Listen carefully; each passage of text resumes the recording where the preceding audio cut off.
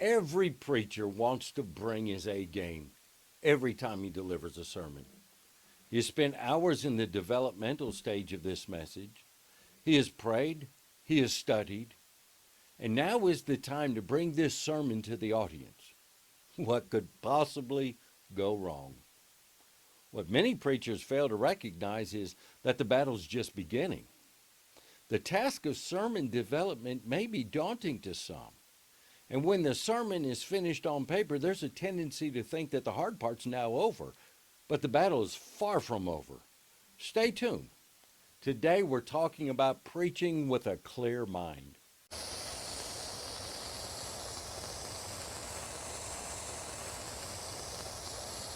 Today I'd like to talk about a clear mind.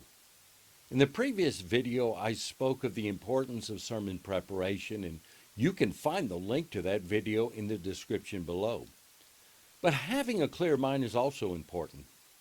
Many times when preachers have stepped into their pulpit, their focus is not what it should be. Perhaps they're thinking about the temperature in the auditorium. Perhaps they're looking out and there's people that should be there that aren't there, and they're processing that. And sometimes you may have just gotten some bad news right before you stepped into the pulpit. You're still trying to process that news while delivering your sermon. Every preacher that watches this can certainly relate. In fact, I'd be interested to hear your experience. Do me a favor and leave a comment below. Tell me something that you've had to deal with. Today, I'd like to walk you through my process. This is what works for me. This may not work for you, but it works for me. And I want to begin by saying, make your office your sanctuary. I get to church early. In fact, I get to church real early. I don't like rushing to get things done prior to the service, and if something unexpected comes up, well, if I'm early, I have plenty of time to deal with whatever that is. But when I get to the church, I spend a lot of time in the office. In fact, I make my office my sanctuary. What do you mean by that, preacher? Well, I go into my office and I close the door. And I make that my time, and I make that my place of personal worship. It's my time to spend with the Lord. It's just me and the Lord. I'll begin to pray, and I'll pray that God would give me the power to preach this message. I'll pray that God would give me the clear mind that I'm going to need to adequately deliver the message He has given me, and then I'll go over my sermon notes in detail. Remember, I'm in a spirit of prayer and worship during this time, and it's another opportunity to review this sermon with the Lord. This is so vitally important for me. And sometimes I'll even review those notes audibly. I want to make sure me and Jesus are on the same page. This is the time that I protect the best that I can. I'll stay in the office until about 20 minutes prior to the service beginning. And then I'll walk out and I'll begin to greet our folks. So I've already had a time of worship. And I've made my office my sanctuary.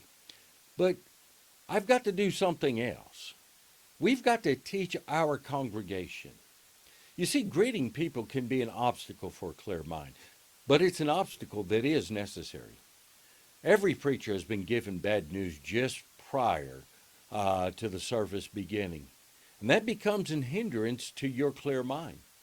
You get into the pulpit and you're trying to process the information you've been given while delivering a sermon. Much of this can be avoided by teaching your people to tell you their news prior to this time. For example, whatever news that someone wants to share with you probably did not happen within the last hour. More than likely, something like this has happened. They went to the doctor on Thursday or got a letter in the mail on Thursday, and whatever it was, that was bad news. And instead of calling you on Thursday, they decide to wait until 5 minutes prior to you getting into the pulpit to share this news with you.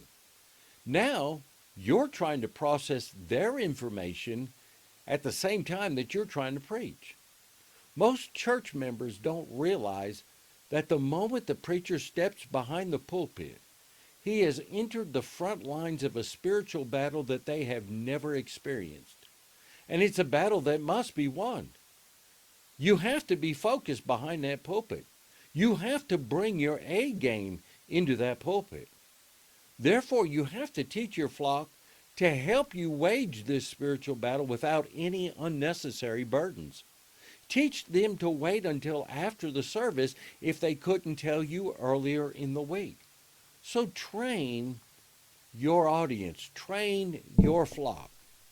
Thirdly, train yourself.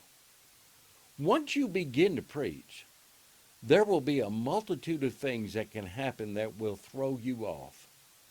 Perhaps someone will leave the auditorium unexpectedly, or maybe somebody's child will pick that particular moment to become unruly.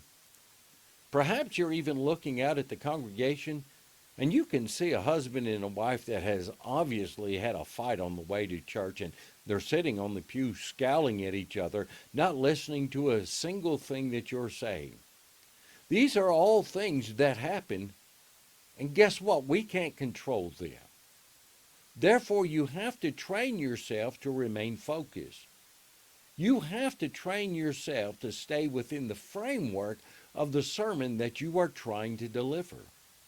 Now, I know that different men do it different ways, but this is a battle that we all face.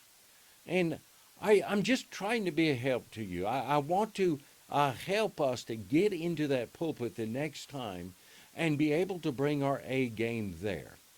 Now, if you like this video, let me encourage you to give it a thumbs up. In fact, subscribe to this channel. If you're subscribed to this channel, you're going to be notified every time a new video is uploaded. Now, I'm praying that God is going to bless you. I'm praying that this is going to be a help to you. And I am hoping that your next sermon will be the best sermon that you've ever preached. Thank you, and God bless you, and I'll see you in the next video.